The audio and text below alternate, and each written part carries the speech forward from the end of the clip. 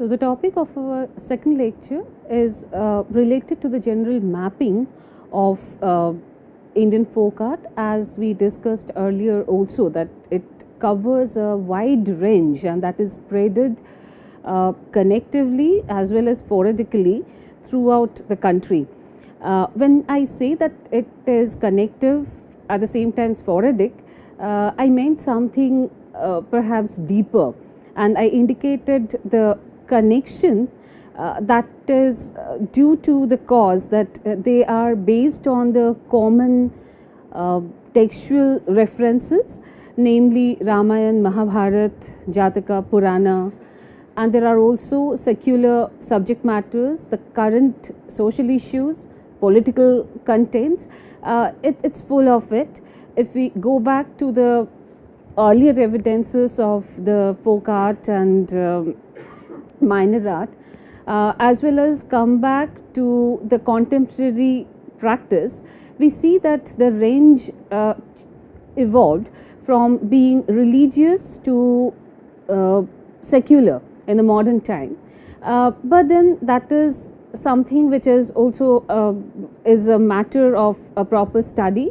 We must also see how the market demand is operating the factor.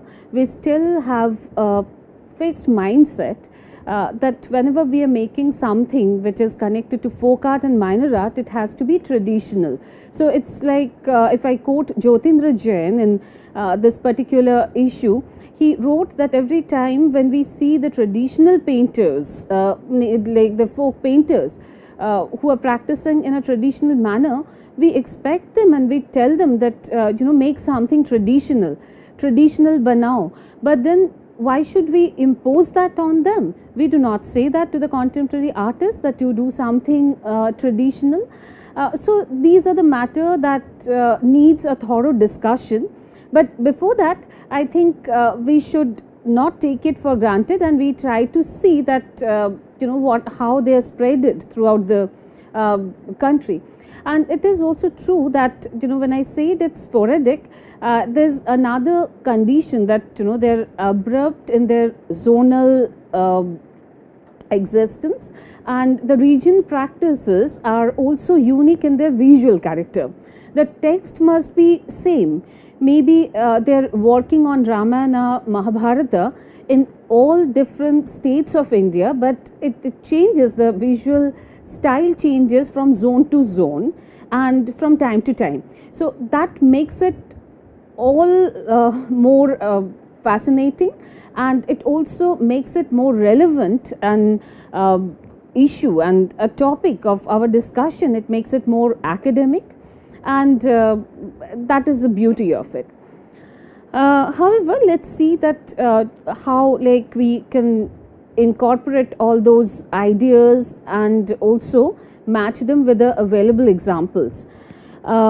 So in that context, I must also mention that it's not possible for a course or even for a particular research to include all the intricacy and the variety of folk art, visual art style that exist all over in our country. So it's very important that we pick up the most relevant ones, which are the most popular, well known and significant, and then study that. At the same time, we also try to justify by critical analysis, critical viewing, that when we say that they are the most relevant ones, they are the most important ones, are they the right choice for us? Are we picking up the right examples? For example, if we talk about Madhubani painting, which is almost known to everybody, whether we know its intricate detail, the complexities or not, but for us Madhubani painting is commonly understood all over. So that way, if we consider it as something which is part of a habitual practice, it's a ritualistic practice that is connected to some customary beliefs and habits, then this is also true that it's spreaded all over in North India and also partially the South Indian regions. But then we talk about Madhubani, we do not include all sort of wall paintings into it. though wall painting is getting done on ephemeral surfaces, ephemeral foundations, but it's the Madhubani, that zone, that made it so famous and so relevant. And that is something what justifies that, there are certain connection, there are certain history, the history of evolution, the consistency that they maintain throughout, that made it so important. So with that, let's also try to see that, how folk art is an expression of world's traditional culture that expresses the authentic cultural identity of the ethnic communities by conveying the shared community values and aesthetics. Having said that, I must also clarify that not everything that is practiced in a community is considered as art. There are lots of things that is practiced in a community, but then maybe like each one of the people in the community, they practice a similar kind of artworks, but there are a few people who mastermind them, and that perhaps gives it a status of art. So we must also go to those deeper aspects of understanding certain things and what to pick up as art and what not to pick up as art, and just call it as a practice, or that is something which is just meant for the sake of it. So ritualistic connections are, of course, like that works as the operating factor for it, but that is not the only thing that makes it so famous and relevant. So in that context, like when we say the elements of folk art is established on a strict method of its kind, it doesn't follow the general academic rule, but it also undergoes certain rigid rules and operations that makes it very, very relevant. So it has its own rule, its own canon, and the operating factor that basically nurtures and develops the fiber of this practice. So folk art has its own meaning, its own grammar, its own value and restrictions. They are often derived from the ancient texts like Vishnu Dharmottar Purana and many other texts that we are going to discuss slowly. This is like very important to realize that there are artists who do not follow the accepted academic norms, which is fundamentally representational. They often simplify the figures, their representational objects, which are often recognizable, but they do not look naturalistic. So the conflict between being naturalistic and being recognizable come into the scene, and that adds to the aesthetic continuum of it. So the study focuses on the age-old Chitrakatha tradition, where the artist displays his art along with the poetic narrative oration. It has played a significant role in proliferating the doctrines of the popular epics like Ramayana, Mahabharata, Jataka, Purana, and other popularly cherished sagas from Hindu Shastra, local fables and folk tales and moral stories. There are a couple of traditions that I would like to use as examples, like Madhubani painting in Bihar, Yamapata or Jadupatiya painting of Jharkhand region, Babuji ki Fard of Rajasthan, Patachitras of Odisha and Bengal, Matani Pacheri of Gujarat, Nathadwara Pichwai painting, Kalamkari painting of Sri Kalahasti, Tanjore painting and Kalamanjattu of Kerala. These are the traditions that I am going to use as example for this particular study, and will go on understanding the visual range of it, and that way it will go on. Each tradition that we are going to discuss is linked to a central deity or conviction, but slowly we are going to move towards the secular and social practices which are much more relevant for the contemporary context. Madhubani painting in Bihar is a practice that is shaped from a prolific occurrence of domestic rituals, which is essentially a regular observable fact in this region. It refers to its innate association with the life and spirit of the region and its inhabitants. The painting style of Madhubani folk art transmutes through many layers of their experience, which the local myths and religious beliefs. Madhubani painting is well known for its purpose to celebrate social events like thread ceremony, marriage, and childbirth. Most popularly, it, in spite of being essentially consorted to the region, and region specific customs and beliefs, it is the evoking pictorial quality that has appealed the viewers all over the world. The uniquely wide range and variety pertaining a common style is caused by the shift of medium and also due to the rigid caste distinction of the region. So, when we talk about the rigid caste system, this is very fascinating to know, and that is perhaps part of its thematic understanding, which cannot be understood only by watching them, because they're connected to the regular social occurrence, which is very private to a zone. So upon doing some research, one can make out that why the particular tradition has the variety of style. The variety of style could have taken place for many different reasons, but the fact is that it's just the caste based restriction that operated the entire happening. So in a way, when we see that one linear painting has some color filling into it and the other one is just made with black lines, it is only because of the fact that a particular caste like the Brahmins, they're allowed to use colors in their paintings, where the Kshatriyas are not allowed to use color in the painting. So for the Brahmins, there are two techniques that they follow. One is called in the local language to be the Kachni, and the other one is Bharni. When we say Kachni, that means we are doing the contour line drawing, and Bharni is the color filling. So by Kachni and Bharni, they can use many different colors, but it's restricted to the basic primary colors. Mostly we get to see them using yellow, blue and red, but often we see them using the oxide colors and the other vegetable colors in the traditional manner. So they use rust, permanent blue, they use permanent orange often, they use they mix red with white, and that is lime, and they get some kind of a pinkish tone for it. They also use lamp black for their artwork. So it's like full of color, but the colors are very distinctively contoured.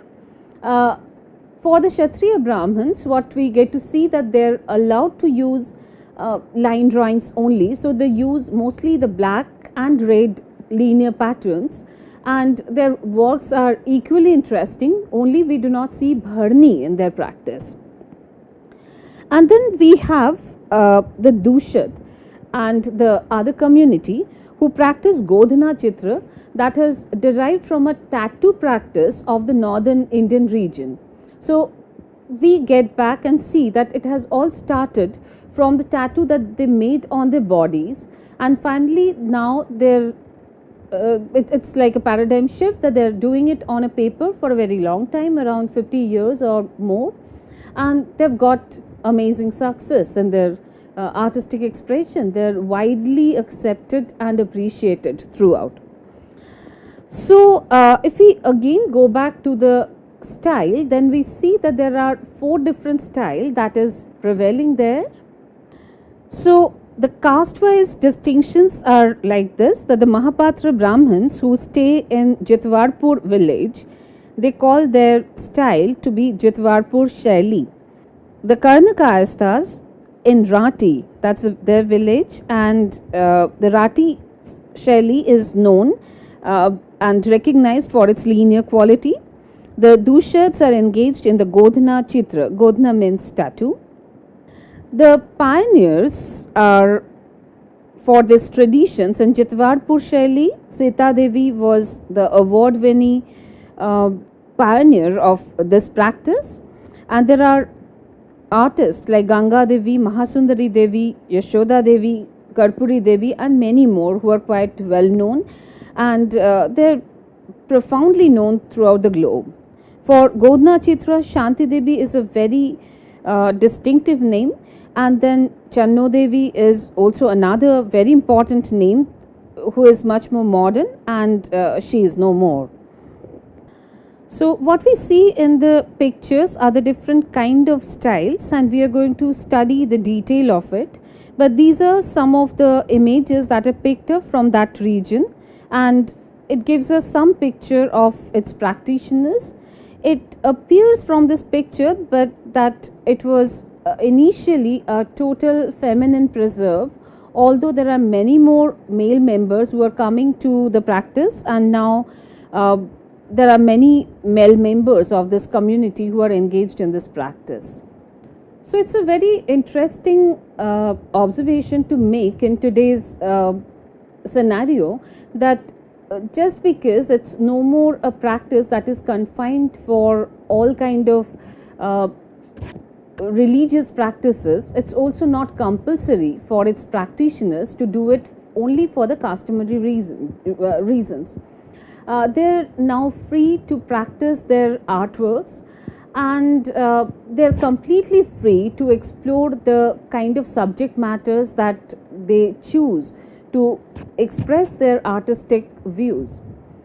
So being or like just beginning as a total feminine preserve, a tradition like Madhubani painting has become widely taken all over the globe, and there are lots of men who are now involved into the practice, and they're making significant names in this field. So Patachitra of Bengal has two different very distinct traditions. One is Ekachitra and the other one is Dighalpata.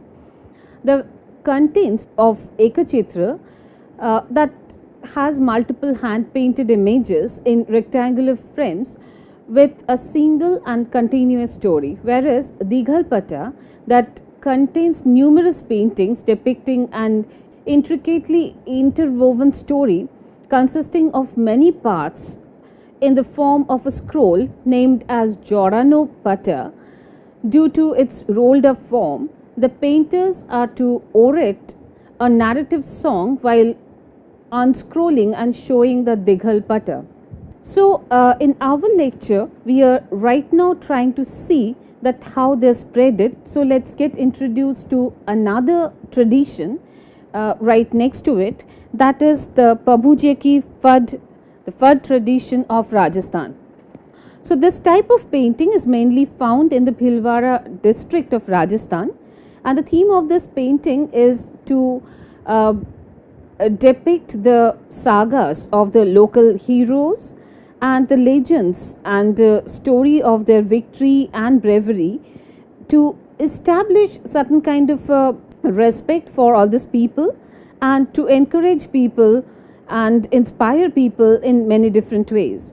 So these are the artworks, these paintings that are usually made while using bright and subtle colors. The paintings that depict and exploits the local deities are often carried from place to place and are accompanied by the traditional singers who narrate the theme depicted on the scrolls.